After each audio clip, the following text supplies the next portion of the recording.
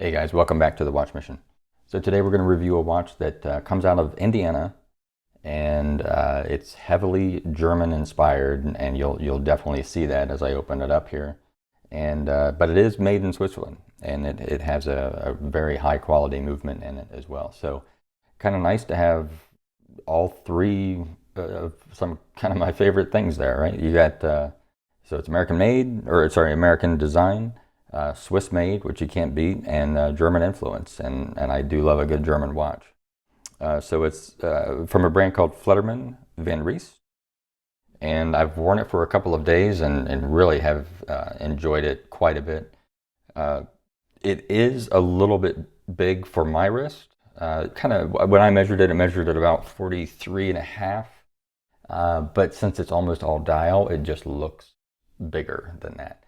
But you know, if you're 7.5 inch wrist and above, then it's going to be a fantastic watch. And I will be dead honest here, the more that I wore it, the more that I liked it.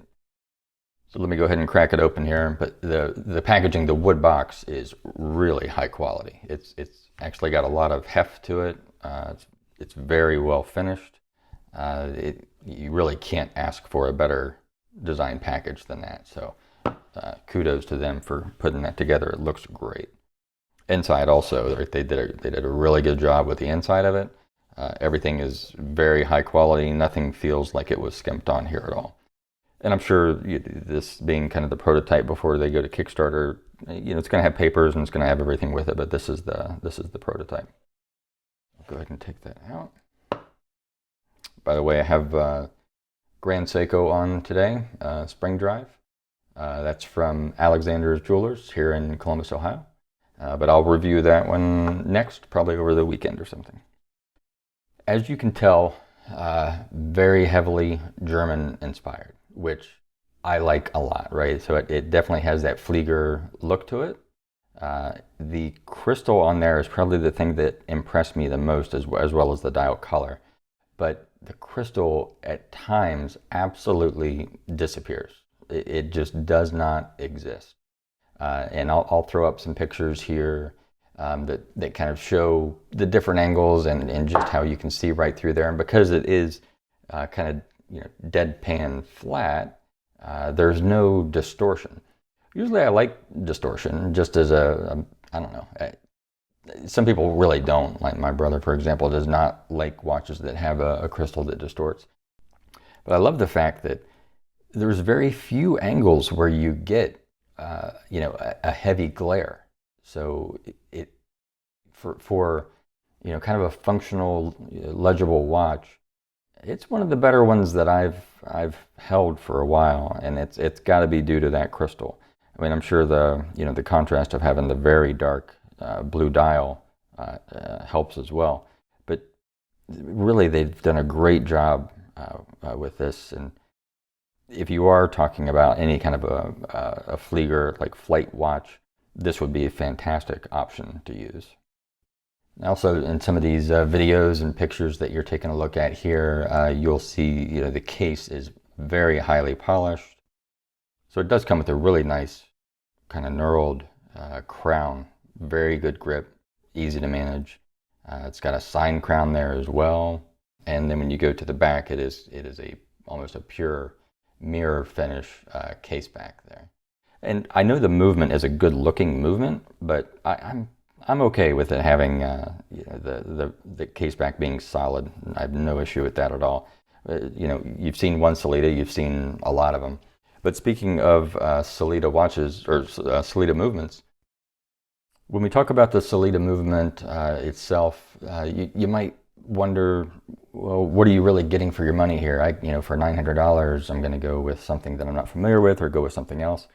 But when you talk about Sellita and the different watches that are out there, you know, you're gonna look at stuff like Zen, right? So they have Sellita movements in them. Oris at $2,000 has them in there. The Baume Mercier, they're at around 2,000 for the same movement. Same with Alpina. So the closest that you're going to end up getting is something more like a Christopher Ward that will carry those. But it's just a totally different style of watch. but when it comes to value, you know, at $900, this watch is going to carry a lot of value. So this is going to go to Kickstarter on May 1st. So just, you know, just a couple days away here, depending on when I get this video loaded. Once it goes to Kickstarter, the prices you'll see here, they're right at $900. It's going to come in 3 different variations. It's got the antique map color, the charcoal gray color, and the navy color, which I have here, which I do like the best. And he did, being from Indiana, he kind of knows, you know, kind of Ohio behavior, and he wanted to point out that this was very much a navy color and not a Michigan blue color, which he's totally right, not a Michigan blue color. And so they point out that one of the kind of features or standout parts of this watch is that small second hand, which is very obvious, the way that they've kind of framed that out there. And that subdial, it's supposed to be more of a tribute to the city squares in Germany, in Munich. And where residents would go, they would do things, you know, kind of on their own terms. And that's what he's trying to represent here from a design perspective, is kind of a watch on its own. And you don't see a design like this anywhere. I really appreciate what he's done and kind of given it a very independent look. Right down to the, you know, the applied logo. It does have applied numbers. I'll probably show them a little bit better in the actual pictures themselves versus the video here. You know, the only thing that would be lacking really is the lume. The stick hands are loomed, but they're just not very strong loomed.